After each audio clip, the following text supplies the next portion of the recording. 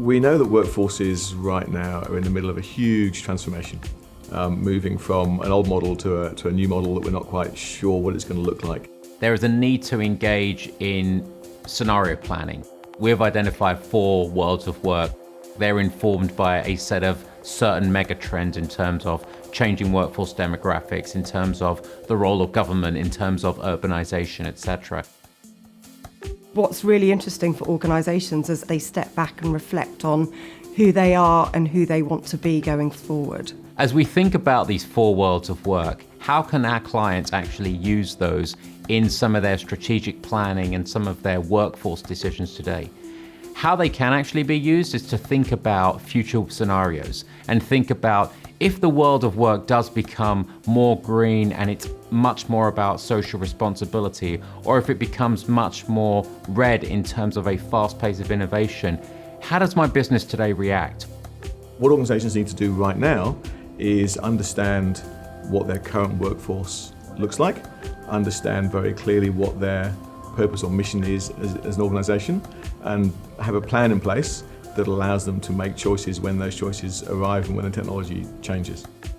Modelling out different scenarios around what of these worlds actually may be more realistic and what is the impact on my business in all of its areas around the products, the clients, the pricing, and the workforce is going to be incredibly important, and what a lot of organizations are looking to embed in today's business planning, strategic planning, and people planning processes. No one should be trying to have a fixed plan beyond about 6 months. What you need to do is go through the planning process so that once you arrive at a key junction or an opportunity, you know why you make the decision you're going to make, and you make it in the light of your purpose as an organisation. You're clear what you're trying to achieve beyond just a profit end goal, and that might help you to respond to the changes as they come. What organisations can be doing right now is to embed the future of work into their business planning processes, whether it be what are the products we're designing, what are our pricing policies, where are our locations, what's the role of taxation, and the people strategy. We know that the technology changes are going to come. So the trick over the next few years is to figure out how can you embrace the technology changes that are coming in a way that actually adds more value for your customers and leaves your employees probably with better roles, probably with more exciting jobs, probably doing things that they perhaps should always have been doing. You can't sit back and wait for the future of work to happen.